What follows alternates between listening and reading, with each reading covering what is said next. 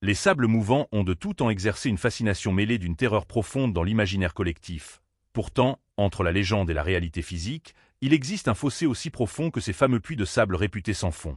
Contrairement à ce que suggère le cinéma de manière récurrente, un sable mouvant n'est absolument pas un trou béant qui aspire ses victimes vers les entrailles de la Terre, il s'agit en vérité d'un phénomène de thixotropie, un mélange complexe de sable fin, d'argile et d'eau salée ou d'eau souterraine.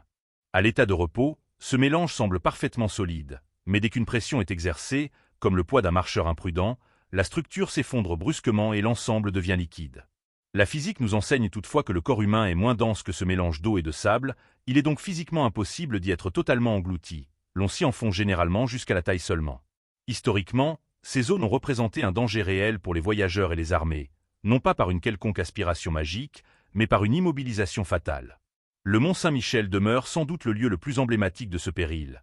Là, depuis le Moyen Âge, les pèlerins traversant la baie devaient composer avec l'Élise. Le danger ne résidait pas dans la disparition sous le sol, mais dans le fait de se retrouver coincé alors que la marée montait, la vitesse de l'eau dans la baie étant décrite comme celle d'un cheval au galop, ce qui transformait l'immobilité en un piège mortel. Cette menace est d'ailleurs immortalisée sur la tapisserie de Bayeux, datant du XIe siècle, où l'on peut voir Harold Godwinson sauver des soldats normands de Guillaume le Conquérant, ces derniers étant piégés dans les sables de la rivière Couesnon. Cet acte de bravoure souligne la solidarité chevaleresque et confirme que la baie était déjà un lieu redouté il y a 1000 ans.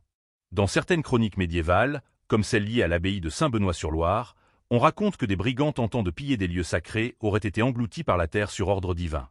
Bien que le folklore y voit un miracle, les historiens considèrent plutôt qu'il s'agissait d'une connaissance parfaite du terrain par les moines qui attiraient leurs ennemis vers ces zones mouvantes pour les neutraliser.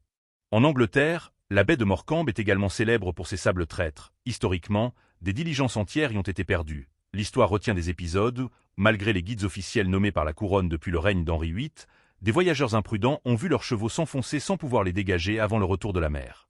Le folklore local évoque souvent la légende de la Dame Blanche des Sables, racontant l'histoire de jeunes femmes s'étant perdues dans la brume et ayant fini piégées par la marée montante après s'être enlisées.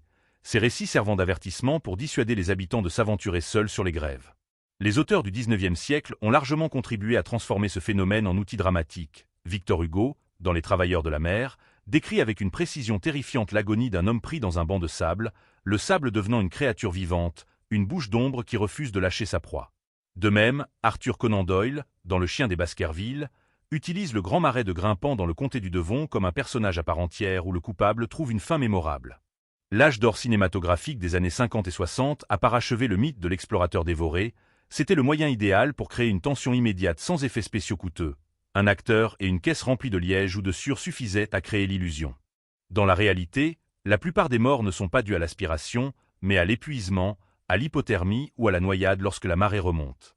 La règle d'or pour s'en sortir consiste à ne pas lutter brusquement. Il faut au contraire s'allonger pour répartir son poids et faire des mouvements très lents pour laisser l'eau revenir autour des membres et liquéfier à nouveau le mélange afin de se libérer de cet étau naturel.